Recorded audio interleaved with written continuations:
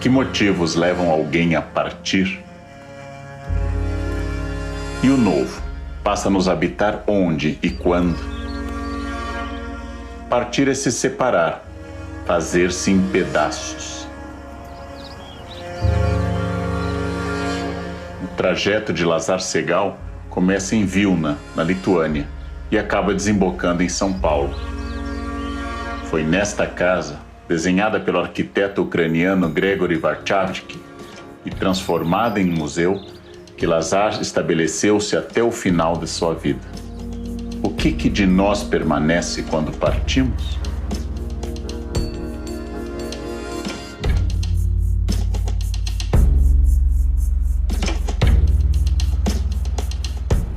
Aqui se encontra grande parte da produção artística de Lazar Segal. Mas, para além de suas obras, linhas e curvas, aqui também estão os seus afetos, suas urgências, seus valores e, principalmente, o olhar de um artista extremamente poroso. Giancarlo Hanud, diretor do Museu Lazar Segal, nos conduzirá por parte dessa interessante história.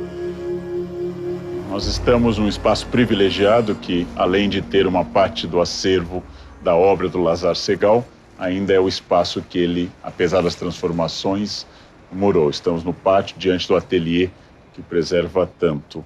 Apesar de todas as transformações, o que ainda resta do Lazar dentro desse espaço? O quanto disso aqui ainda é a obra e o talento do Lazar Segal?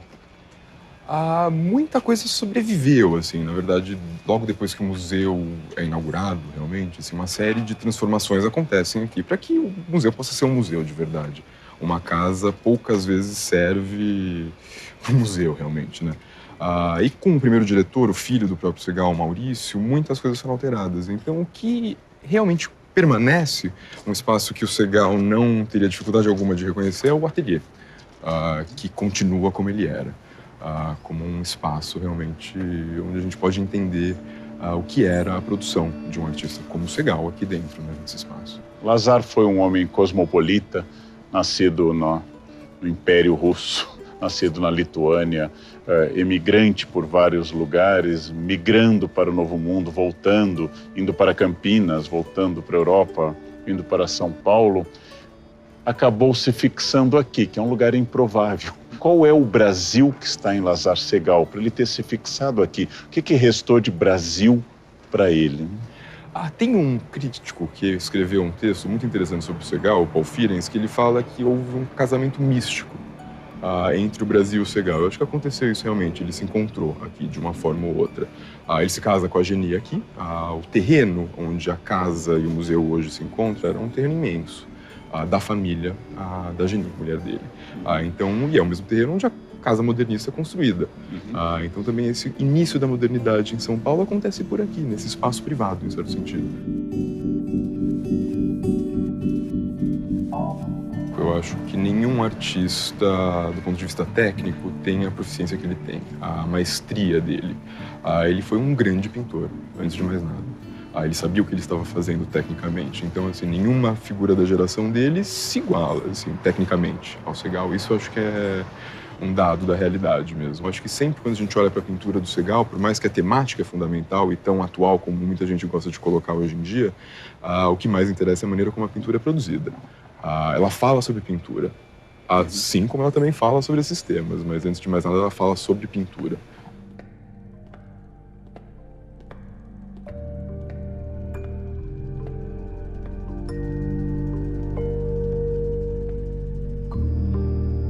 Margarete, 1914, Carvão sobre papel.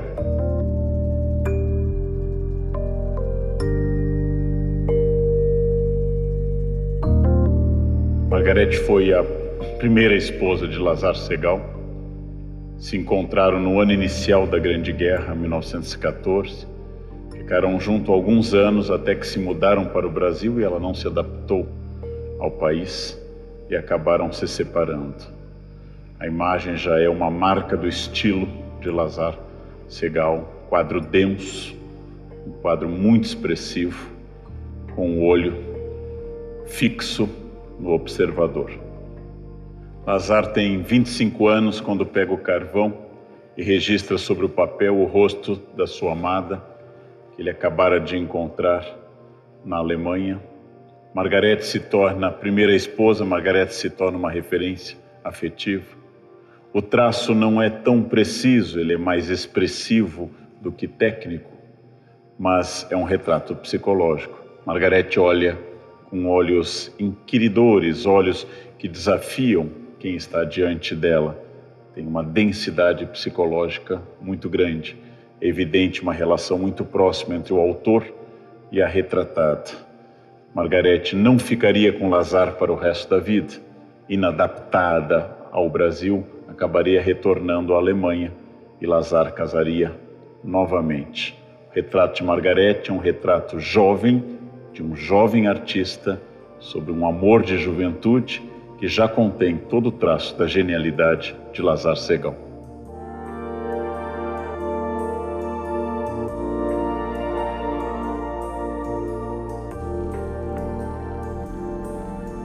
Somos seres em movimento. Estamos todos, a todo tempo, nos direcionando para algum lugar. Os trajetos de alguns percorrem distâncias e passam por obstáculos maiores. Outros acabam sempre voltando para o lugar de partida. Mesmo que parados em silêncio, ainda assim estamos sempre desenhando caminhos. O que eu penso e como eu penso revela o meu modo de estar no mundo. Se somos partes em movimento, o que carregar na nossa bagagem cultural?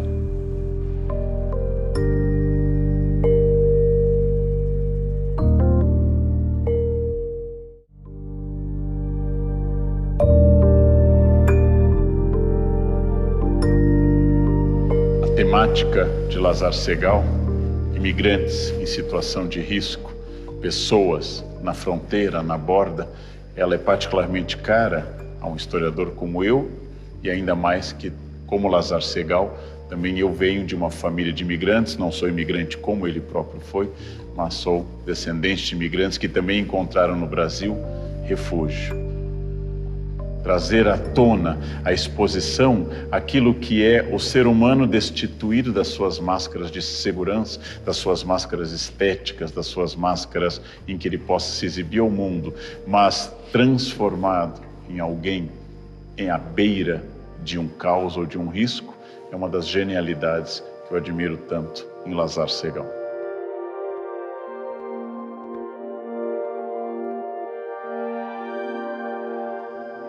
Morte do pai do artista, grafite sobre o papel, 1927.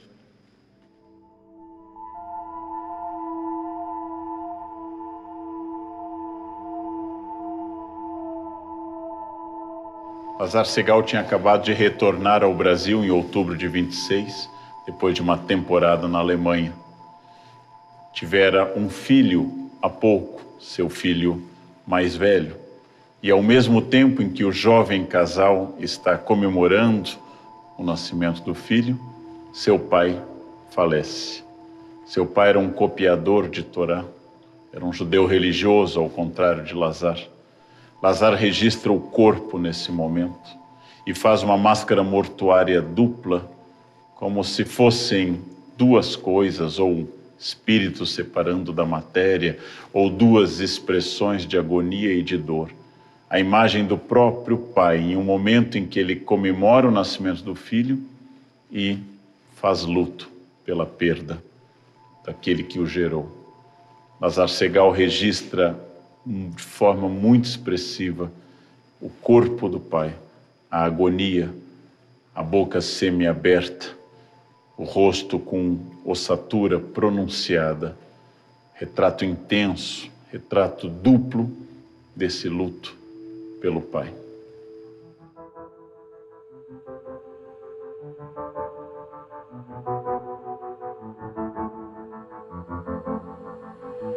E assim Lazar homenageia seu pai, Abel Segal, escriba da Torá, que deixara marcas tão fundas no filho.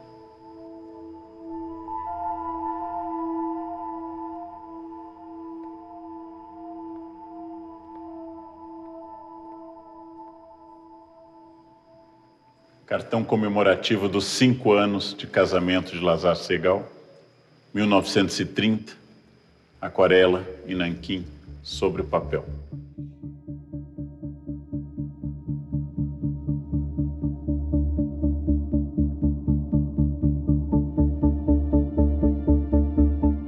Em 1930, Lazar completava o 5º aniversário de casamento com sua segunda esposa e registra nesse cartão uma cena muito curiosa, uma cartografia afetiva.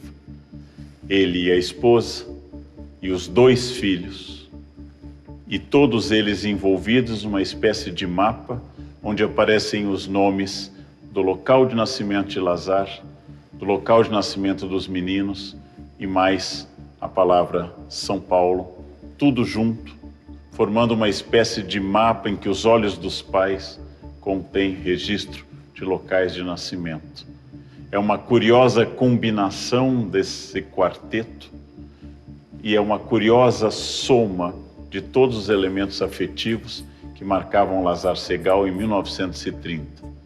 Ele, a esposa e cada um dos meninos registrados no seu nascimento, no seu envolvimento e quase que uma figura única, com certa cor. Um cartão do qual ele fez algumas versões. O Museu Lazar Segal dispõe de 2. Essa é a mais expressiva delas.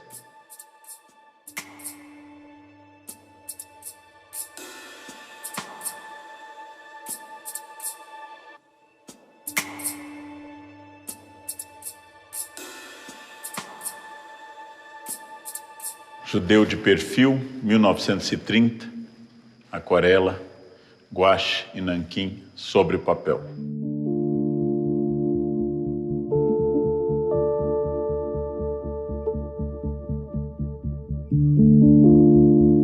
Poucos anos após a morte de seu pai, Lazar Segal representa um judeu com manto de oração, coberta a cabeça, com um teflim, pequena embalagem de couro onde há um trecho da Torá que os judeus colocam durante a oração na testa e amarram no braço.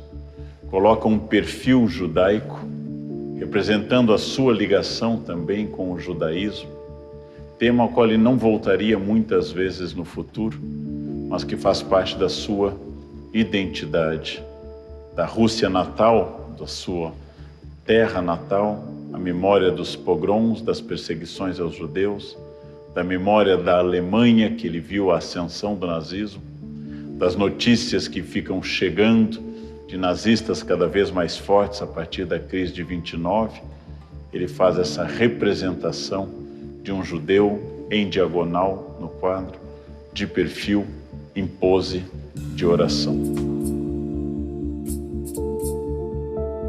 O traço de Lazar Segal está mais estilizado. A menor quantidade de informações, existe uma redução da própria figura. O judeu, nesse perfil, com seu manto de oração, traz à tona exatamente o seu jogo entre de onde ele veio, o que ele encontrou no Brasil, seu pai que era religioso e o seu jogo de identidade religiosa, étnica, como ele era percebido no Brasil.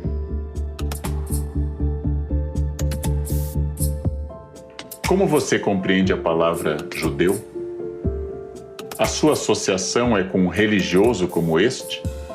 Quantos judeus então não passam despercebidos por você na rua, herdeiros da cultura, muito mais do que praticantes da religião? O que vem à sua mente? O judeu que caminhou no deserto há mais de 5.000 anos ou um judeu moderno como Lazar Segal?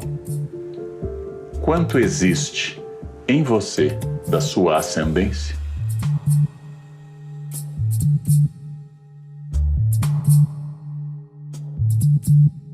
O Lazar tinha um olhar muito especial sobre o ser humano nas situações de borda, de limite, prostituição, imigrantes, pobres, etc. Dado o acervo do museu, existe muita itinerância das obras do Lazar pelas exposições do mundo sobre expressionismo ou outras obras? Sim, existe um interesse muito grande, né? Porque ele é um expressionista que foi esquecido durante muito tempo. A obra dele estava praticamente toda no Brasil, As obras que tinham ficado na Alemanha desapareceram, né, durante a Segunda Guerra, a questão toda da arte degenerada, mas hoje em dia tem um redescobrimento da obra do Segal, talvez, na Europa. Então, o Navio de Imigrantes estava em Düsseldorf até pouco tempo atrás, o Eternos Caminhantes, né, que é uma obra fundamental do expressionismo alemão, está em Dresden para a exposição de 100 anos da Secessão. Sim, existe uma voracidade, talvez, assim, uma curiosidade muito grande sobre a obra do Segal na Europa, no momento, pelo menos. E essas obras viajam. E esse público que até hoje vem aqui ao museu ver essas imagens com as cabeças aumentadas, cenas de rua, de prostituição, esse acervo rico, todas as imagens dele observando prostituição no Mangue, no Rio de Janeiro, ele ainda tem um poder de ser chocante, o Lazar? Ainda tem impacto moral sobre as pessoas? Muitas pessoas ficam impressionadas com as obras aqui, e isso é muito curioso, ainda mais assim, a gente tem um trabalho educativo, né, assim, dentro da instituição, que é fundamental para explicar o que é isso. Ele é o único expressionista, realmente, assim, desse tipo que a gente encontra pelo Brasil, então eu acho que é muito importante contextualizar isso. E não é que ele desenhava e pintava desse jeito porque ele não sabia pintar. Isso é fundamental explicar. Essas mulheres não são assim por falta de técnica.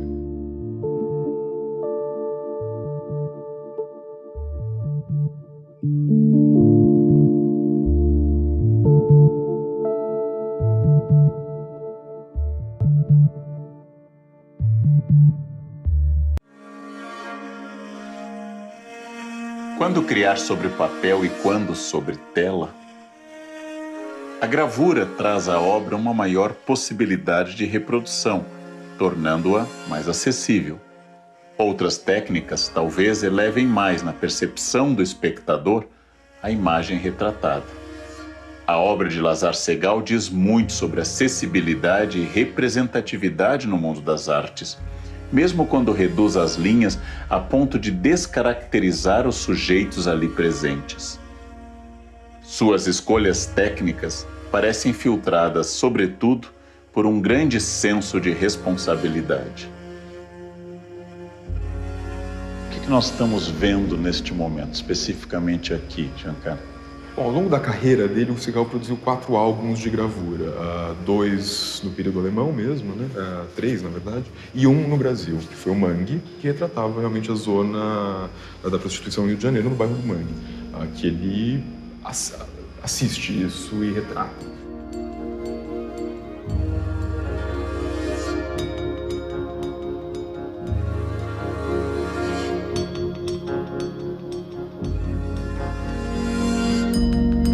É interessante observar que dentro da nossa estética atual, em que tudo deve ser melhorado, deve mudar a iluminação, tudo que eu publico deve conter o melhor de mim no melhor ângulo, ele quase que faz o caminho reverso, né? Eu quero mostrar a humanidade no seu aspecto mais dramático, menos idealizado e mais realista, né?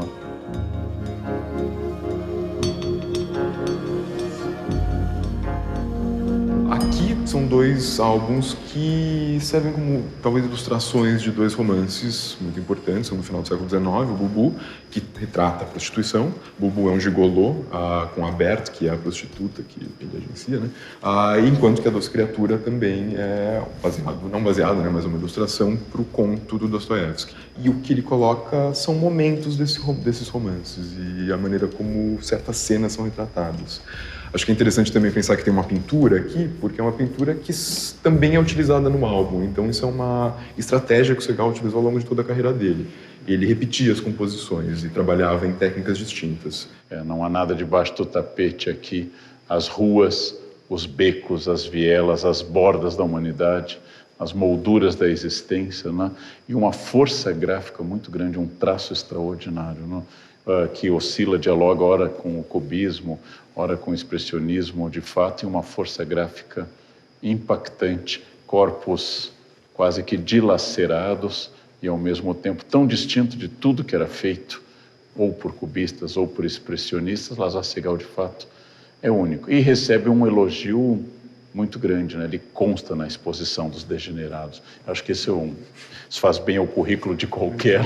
Quando os nazistas dizem ele é ruim, esse é um elogio É um grande artista. É um grande artista, não é a degeneração, mas é a não idealização através do poder do Estado. Pelo contrário, é o indivíduo fluindo na sua totalidade, inclusive na sua totalidade moralmente ambígua ou esteticamente ambígua ou até, entre aspas, agressiva. Não?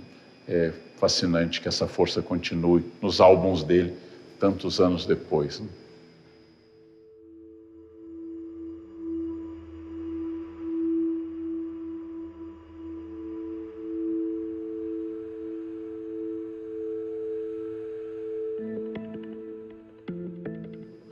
Dois Nus, 1930, Olhos sobre Tela.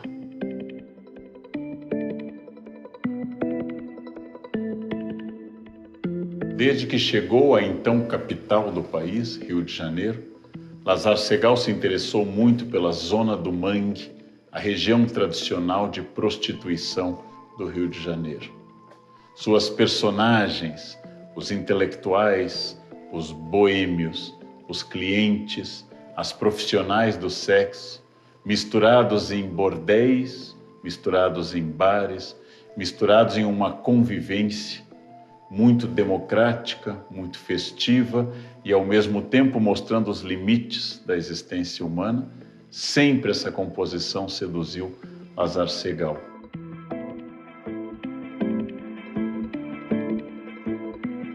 Aqui Lázaro Segall mostra um mundo onde existe algum tipo de desajuste, haja vista que um precisa do outro para completar sua vontade, sua renda e seu desejo. Os nus de Lázaro Segall não são nus eróticos, são nus sociais, são nus de revelação, quase que de um bastidor, de uma coxia da nossa sociedade. A palheta de cores de Lázaro Segall é bastante reduzida. Os tons dominantes são sépias. Ele usa muito o bege, o marrom, usa muitos tons em que não tenha uma vitalidade cromática, uma vitalidade de cor, dominantemente os tons que vão representar mais melancolia ou uma denúncia social ou maior tristeza. Não existe uma idealização dos corpos e nosso olhar se perde entre o gesto da mulher que levanta o braço, elevando o nosso sentido e ao mesmo tempo complementando a horizontalidade do feminino.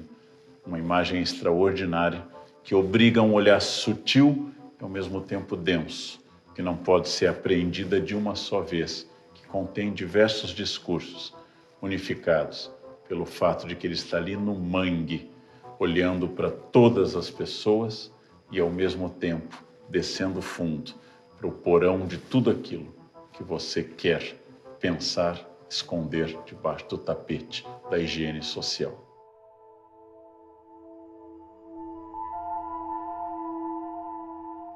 E diante de uma obra de arte como essa que estamos vendo, para onde vai o seu olhar? O que puxa a sua atenção? Qual é o imã do seu afeto, do olhar? O que você de fato pensa quando olha os nus de Lázaro Segall?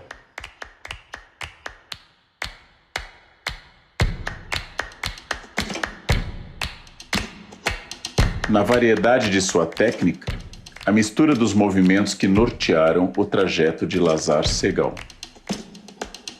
Nos corpos duros e angulosos, a Europa que primeiro o formou.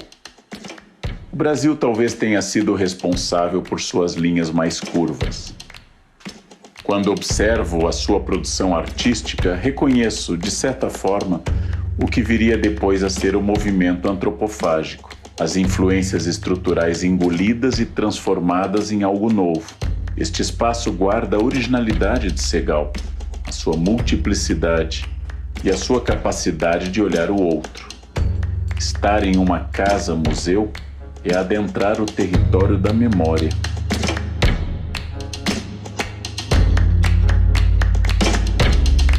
É também ponto de partida para questionarmos os próximos movimentos e tudo que nos trouxe onde estamos.